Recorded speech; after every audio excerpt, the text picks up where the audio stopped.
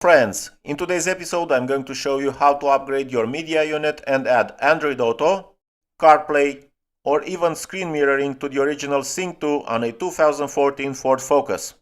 This upgrade lets you use your favorite navigation app and your preferred music apps while still keeping the original Sync 2 menu and all of its factory functions fully intact. The same procedure.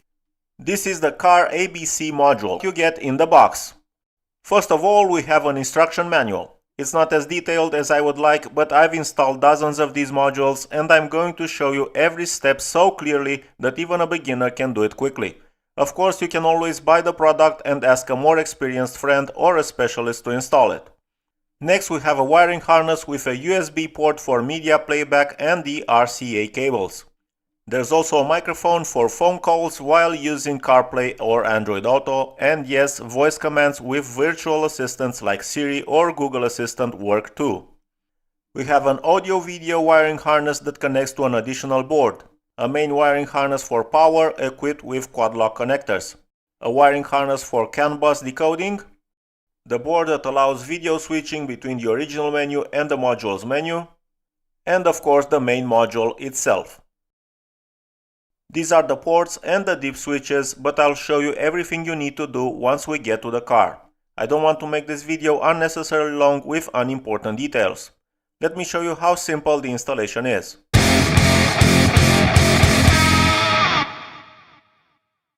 Use a plastic trim removal tool to take off this trim piece. It's pretty easy, just take your time, work your way around it and use the tool to unclip the trim. Then set it aside. Now you'll need a T25 bit to remove a single screw from the lower part of this trim around the gear shifter.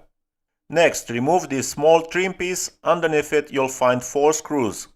Once you loosen it a bit, pull it straight down. Don't tilt it or it will get stuck because of the rear console. Here are the 4 screws. I'll remove them one by one.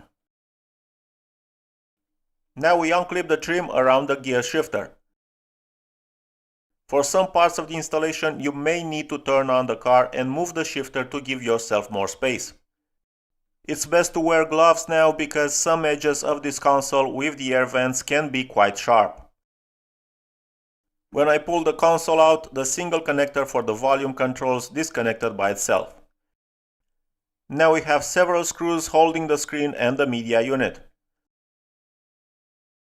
Let's remove the screen and disconnect the connectors on the back. I'm using a pick tool just to show you how the quad lock connector clip works. Press the clip and pull the lever. For the smaller connector, press the clip on top and pull it out.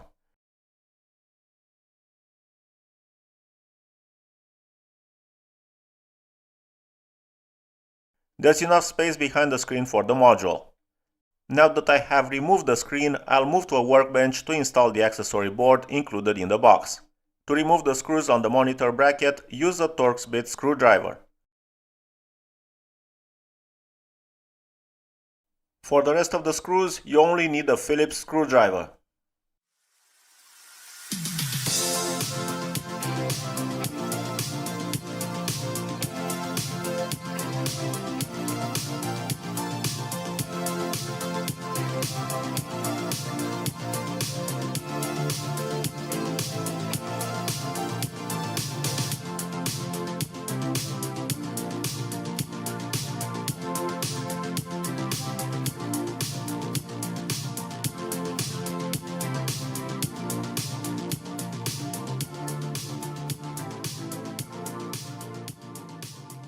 Inside the housing you'll find the motherboard with 2 ribbon cables, one wide and one narrow. For the wide cable, lift the plastic latch and gently pull out the ribbon. For the narrow one, push the pins using your fingers. I use the screwdriver just to show you the pins.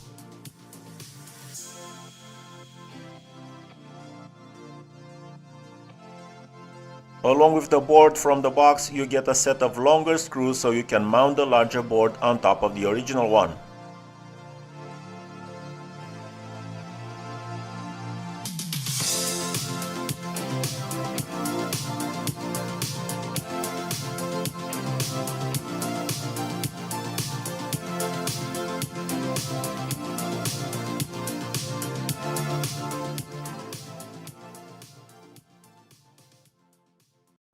After installing the larger board on top of the original, you first need to insert the original ribbon cables.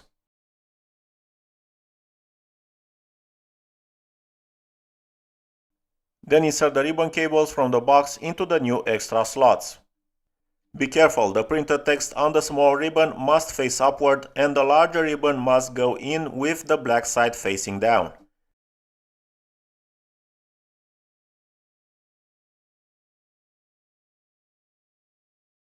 Take the wiring harness from the box that connects to the motherboard and insert the dedicated connector. Route the cable out through this opening, there's plenty of space. We're done with the screen, so we can reassemble the housing.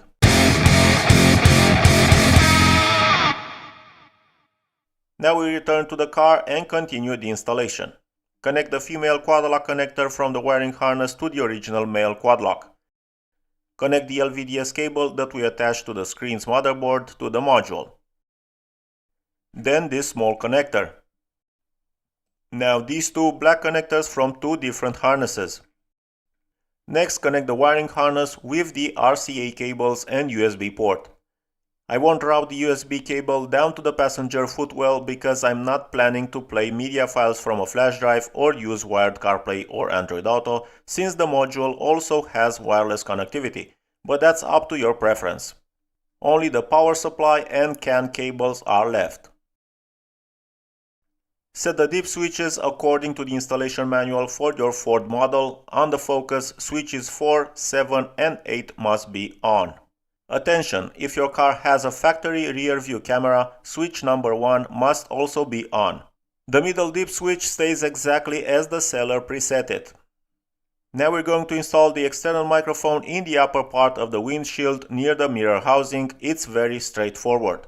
Start at the mirror and route the cable under the headliner to the A-pillar trim, then under the trim to the weather seal and down to the side panel of the dashboard. I'll use a guide wire to pull the microphone jack behind the module.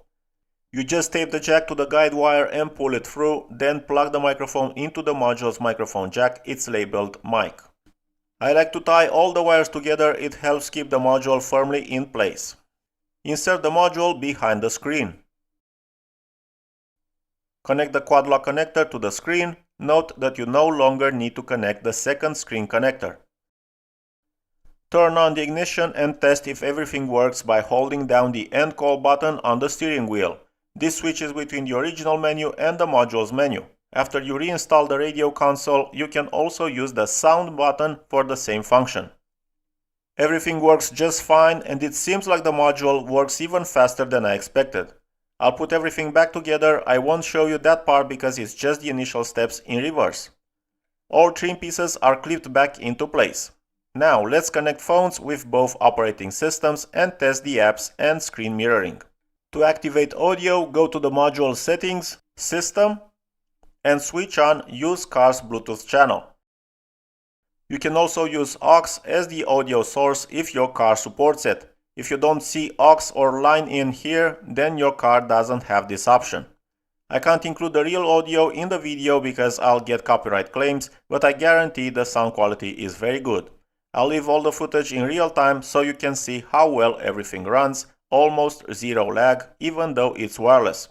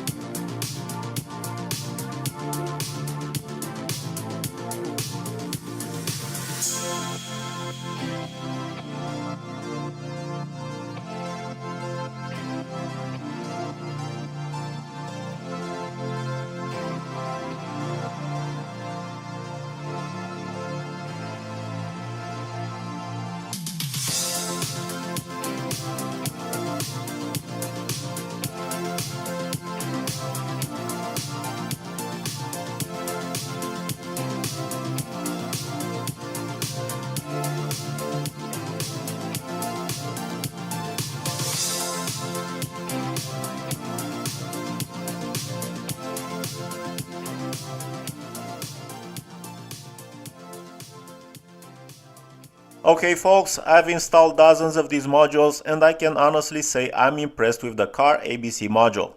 Everything runs smoothly with no errors or glitches, the sound is excellent and all the apps run perfectly.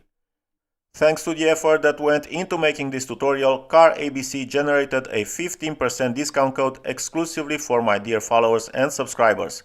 If you want to support this effort, don't forget to hit those magic buttons under the video, subscribe, like, comment, and of course, hype. I wish you all the best. Bye bye.